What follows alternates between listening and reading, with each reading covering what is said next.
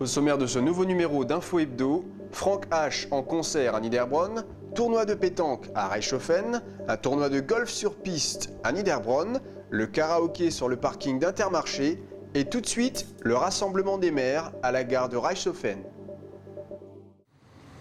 Les maires de la communauté de communes de Niederbronn-les-Bains se mobilisent. La SNCF a décidé de retirer la voie de service de la gare de Reichshofen sans consulter ni avertir les élus ou le comité de ligne. Alors aujourd'hui, nous essayons de bloquer les travaux de démontage d'une voie de service en gare de Reichshofen, puisque ces travaux ont malheureusement été programmés par la SNCF, qui voudrait enlever le potentiel ferroviaire de la ligne. Or, ceci est très mauvais pour la régularité de circulation des trains. Cette voie peut servir pour envoyer un train sur Haguenau quand le croisement a lieu et qu'on ne peut pas utiliser les voies principales. On peut à ce moment-là mettre provisoirement un train ici sur cette voie et ainsi on gagne à peu près 22 minutes parce que sinon il faudrait l'envoyer jusqu'à Schweighouse. Or Schweighouse, c'est la prochaine gare qui accepte les croisements. Ça fait donc 22 minutes de retard au moins pour la régularité des circulations, surtout par exemple quand il y a des batteries de trains qui se suivent à 40 minutes le soir pour le retour depuis Haguenau-Strasbourg. Alors nous avons décidé cela hier soir en réunion de communauté de communes. Nous avons sensibilisé tous les élus de la communauté des communes du pays de Niederbronn-les-Bains. Le député et le président de la Comcom est là et les maires des autres localités. C'est tout le potentiel ferroviaire de l'ensemble de la ligne qui est concerné et qui sensibilise les autres élus aussi. Nous empêchons les ouvriers de faire leur travail. Nous attendons bien sûr qu'un interlocuteur de la SNCF vienne nous voir, puisque jusqu'à présent le courrier n'a pas eu l'effet pour débloquer la situation. Un responsable de la SNCF Haguenau est venu à la rencontre des élus de la communauté de communes. Résultat, les travaux sont reportés. Une table ronde réunissant la SNCF, le comité de ligne et la communauté de communes est organisée pour discuter du problème.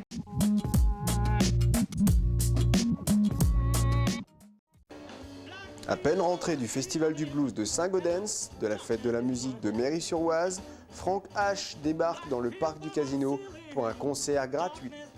Bien connu de la scène du blues français, Frank H a déjà accompli bien des rêves. Celui entre autres de séduire le grand bluesman baroque Screaming Jay Hawkins. L'auteur du classique I Put a Spell on You. Immergé dès l'enfance dans la musique noire, il est passionné de chant et de guitare. Fils du journaliste écrivain Francis Hofstein, Frank a fréquenté enfant plusieurs légendes du blues. C'est un plaisir de venir dans cette région pour jouer le blues, dont on croit que c'est une musique qui va vous ennuyer, dont on croit que c'est une musique qui est triste, dont on croit qu'il faudrait qu'il pleuve ou qu'on ait de gros malheurs pour pouvoir l'apprécier, ou dont on croit qu'il faudrait être connaisseur pour l'apprécier aussi. C'est tout ça, c'est pas vrai. En 1999, sorti de son premier album This Must Be Love. Un disque soul, blues, funky, enregistré avec son band habituel, Lionel Gaget, Didier Guazo, Roger Thomas et Didier Marty. Seulement 3 titres sont en français. France Blues et Euroblues lui décernent en 2000 les trophées de meilleur artiste européen, meilleur chanteur français et meilleur artiste français. Le second album, Beyond the Clouds, sort en 2003, cette fois-ci entièrement en anglais. C'est un hommage à la musique afro-américaine qu'il aime tant. Une carrière donc bien commencée pour un bluesman de 35 ans qui a enchanté la foule de Niederbronn.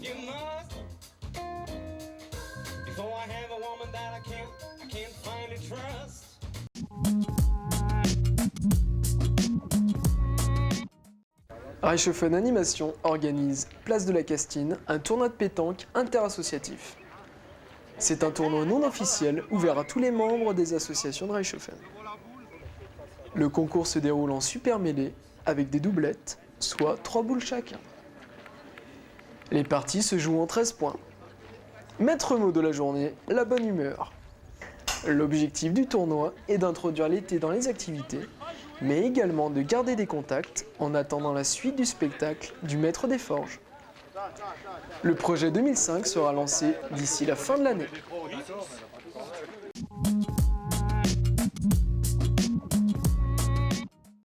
Le golf sur piste de Nidabron-les-Bains organise dimanche 27 juin un tournoi pour tout public. Seuls les joueurs amateurs qui ne possèdent pas de licence sont admis. La fréquentation est la même que pour les dimanches de beau temps. Un tiers des joueurs s'inscrit au concours. Les équipes sont formées. Les participants avouent voir le golf sur piste comme un loisir avant tout, et non comme un sport. Il y a 4 catégories. Les moins de 16 ans, les 16-25, les 25-60 et les plus de 60 ans. Un prix est bien sûr remis pour chaque catégorie. Les gagnants sont des joueurs assidus qui viennent presque chaque dimanche. Ça fait plaisir de vous remettre cette coupe.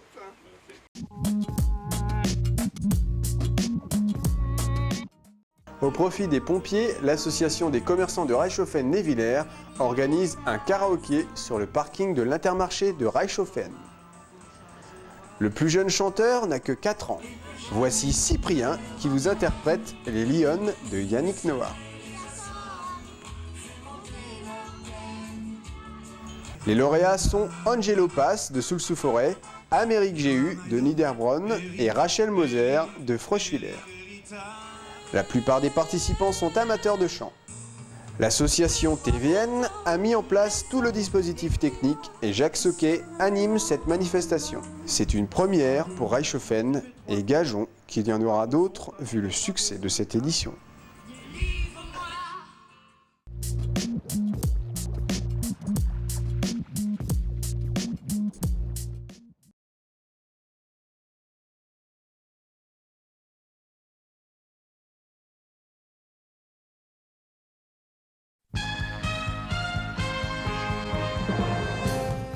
Proximité, fraîcheur, prix bas. À votre service tous les jours.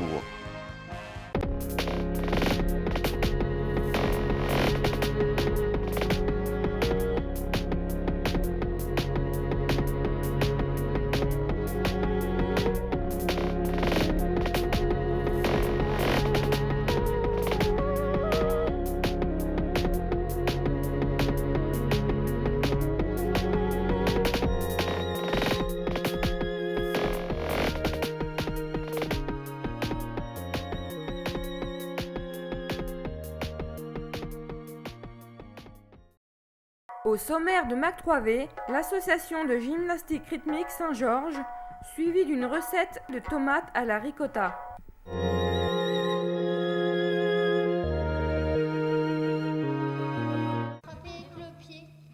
Donc on appartient au club la Saint-Georges, qui comprend le basket, le ping-pong et donc la gymnastique. Au sein de la gymnastique, il y a plusieurs sections. Il y a la baby gym, il y a l'école de gym, donc en gym sportive, et il y a donc la GRS où on a un groupe de GRS débutants qui prépare ce qu'on appelle une coupe formation, donc qui prépare des compétitions mais débutantes. Et on a ici donc un groupe GRS compétition. Alors la GRS c'est un sport qui se pratique donc, au sol, sur un praticable, en musique, toujours en musique, avec différents engins. Donc on a le cerceau, le ballon, le ruban, la corde et les massues. On peut aussi avoir un travail qui se fait main libre, quoi. Donc un enchaînement sans manipulation. Et ça demande donc une préparation corporelle et une technique à avoir par rapport aux différents engins. Nous, c'est un travail vraiment qui se rapproche, je vais dire, un peu de la danse, puisque la musique est importante, quoi. Il faut que l'enchaînement fonctionne avec la musique. Il faut que la fille s'exprime en musique. Donc il y a beaucoup de travail d'expression corporelle et d'expression avec l'engin, quoi. Et tout doit être cohérent avec la musique de l'enchaînement. Alors moi, ça fait 14 ans que j'entraîne en gymnastique rythmique au club de Reichshoffen. Donc j'ai entraîné différentes catégories selon les années, quoi, selon les gymnastes qu'on avait dans le club. J'entraîne les petites de la GRS qui ont entre 9 et 11 ans de groupe. Une individuelle qui a 15 ans et une autre qui a 21 ans. J'avais commencé à l'âge de 6 ans, j'en ai fait une dizaine d'années. Après j'ai arrêté à cause des études. Et là je recommence en tant qu'entraîneur. Globalement, on essaie de les faire participer toutes en compétition à leur niveau. Ça dépend en fait, on les inscrit dans différentes catégories selon leurs capacités, leurs possibilités, quoi. Il y a des enchaînements, ça s'appelle dire, donc ce sont des enchaînements imposés tout simples qu'on apprend. Ensuite, on a le groupe Massu qu'on va voir, ce sont des divisions Critérium 3. Donc c'est un imposé, mais où nous, on va compléter en fait. On va rajouter des formations, des échanges, les déplacements des gymnastes. Et ensuite, on a des différentes catégories en libre. Donc cette année, on a 2 individuels. Alors là, c'est totalement libre, puisqu'elles choisissent leur musique, leurs engins, et on compose tout l'enchaînement en fait. Je fais presque de la GRS depuis 4 années. En fait, il y avait ma copine Camille qui m'a demandé « Est-ce que tu voudrais faire la GRS avec moi ?» Alors j'ai essayé et puis ça m'a plu et puis j'ai continué. On est un petit club, on a donc pas mal de contraintes au niveau de l'occupation du gymnase, au niveau de la disponibilité des différents cadres. Donc elles n'ont que 2h30 d'entraînement par semaine. Ce qui n'est pas beaucoup et pas pour pouvoir en fait participer au championnat, quoi.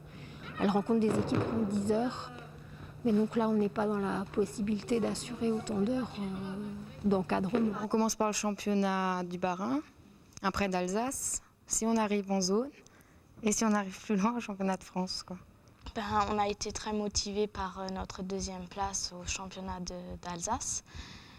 Et après, la suite, tout s'est bien passé. Alors cette année, en fait, on a eu un groupe Massu qui a très très bien marché.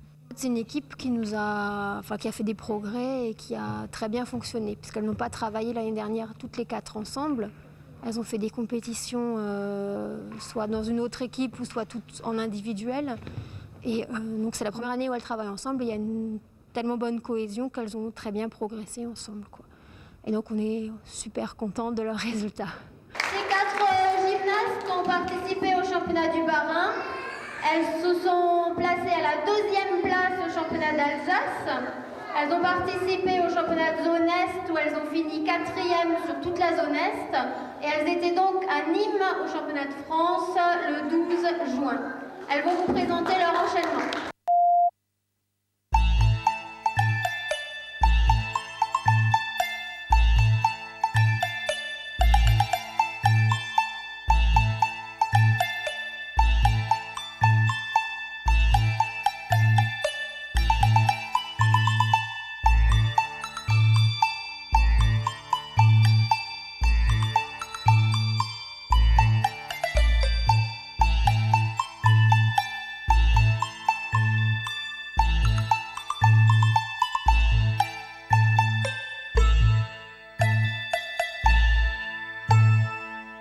En fait, le groupe, je trouve qu'on est des bonnes amies, on est beaucoup ensemble, on se voit beaucoup. Par année, on a un enchaînement qu'on prend en septembre, donc ça dépend des catégories où elles sont, si c'est des imposés, des libres, qu'un engin, tout ça, donc ça on choisit en septembre. On compose l'enchaînement où d'après la cassette, s'il est imposé, on l'entraîne. Et en janvier, février, les premières compétitions, donc c'est pendant une année le même enchaînement, quoi. C'est la 4e fois qu'on va en championnat de France, donc depuis l'existence de la section gymnastique rythmique, qui existe depuis 1984. Donc c'est la 4e fois qu'on y va. Il faut savoir qu'en fait, on participe au championnat départemental, puis championnat d'Alsace, et un certain nombre d'équipes sont qualifiées pour le championnat de zone Est. Et au championnat de zone, il y a encore une fois un certain nombre d'équipes, et là le nombre est très restreint. Des fois, il s'agit des 3-4 premières qui participent après au championnat de France. Donc les qualifications ne sont pas toujours faciles à obtenir, quoi. Au niveau des résultats, elles sont arrivées à 35e sur 39, avec un lâcher, avec le trajet, le stress. C'est sûr, mais bon, elles ont quand même bien bossé, quoi. Pour arriver jusqu'à là, franchement, c'est formidable quand même, quoi. On a fait 35e sur 40, donc c'était pas génial, mais bon, au moins on a participé, c'est l'essentiel. C'était à midi, la Saint-Georges de Reichshoffen. Attention, soyez prêts, Reichshoffen est en force. Notre cri de guerre. Voilà.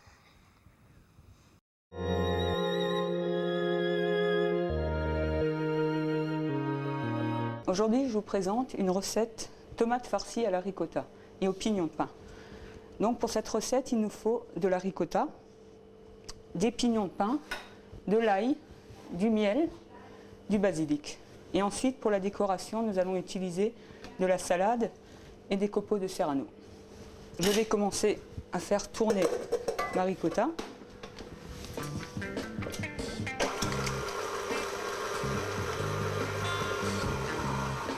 On va hacher de l'ail et je vais garder quelques gousses d'ail pour confectionner ensuite la vinaigrette.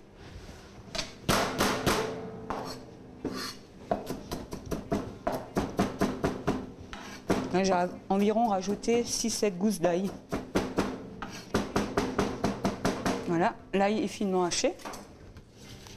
Je vais l'introduire dans ma ricotta. Ensuite, j'y rajoute les pignons de pain, le miel,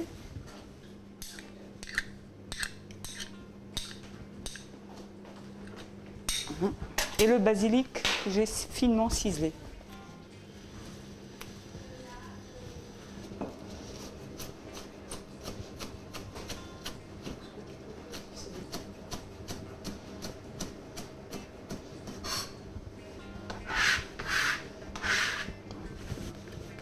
Ensuite, je vais rajouter l'huile d'olive, donc 10 centilitres d'huile d'olive,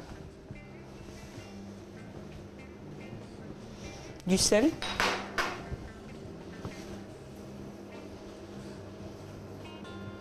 et du poivre. Ensuite, je remélange le tout. Voilà. On va goûter, voir si l'assaisonnement est correct.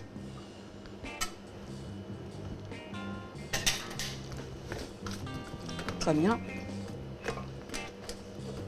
Et ce petit goût de miel, ça donnera un petit goût sucré qui est très sympa. J'ai débarrassé ma farce. Donc cette recette, elle est pour 4 personnes, mais je n'utilise que 4 tomates, en sachant qu'on peut mettre 2 tomates par tête. Donc j'ai préparé des tomates. Je vais ôter le dessus, le dessous, pour faire tenir ma tomate. Ça, je réserve.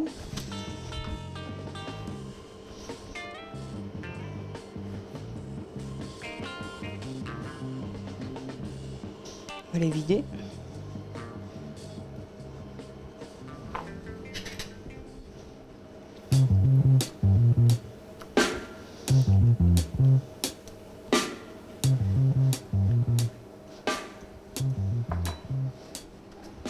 Voilà. Je vais les assaisonner. Sel, poivre.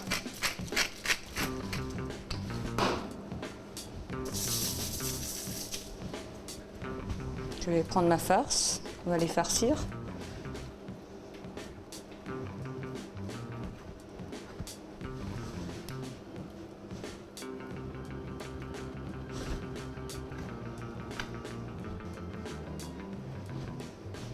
On va remettre les chapeaux. On va passer un filet d'huile d'olive pour la cuisson, pour qu'elle prenne une belle couleur dorée. Je vais les passer au four pendant 10 minutes à 180 degrés. Pendant ce temps que nos tomates sont au four, je vais confectionner la vinaigrette. Il faudra donc 4 gousses d'ail, une dizaine de feuilles de basilic, des belles feuilles, 20 centilitres d'huile d'olive et une cuillère à soupe de vinaigre de balsamique.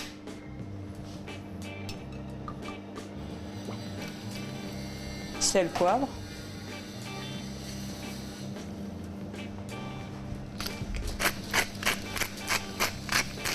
Et le tout mixé.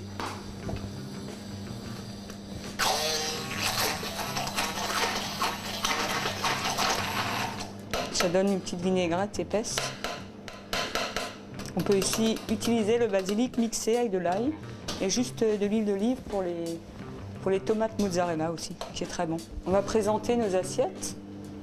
Donc pour cela, la salade, la vinaigrette qu'on vient de préparer.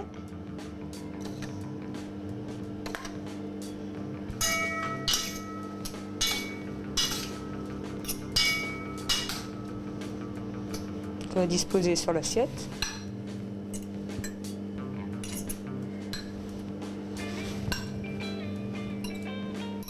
On va sortir nos tomates au bout de 10 minutes qui sont prêtes.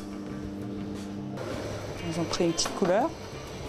Il faut savoir que la tomate n'a pas besoin d'être cuite, juste mi-cuite, que la farce à l'intérieur soit tiède. On va disposer les tomates.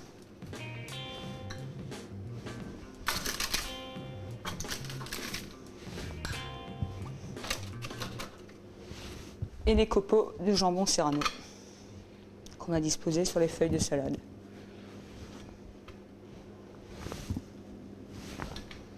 Je vous souhaite bonne réussite et bon appétit à tout le monde.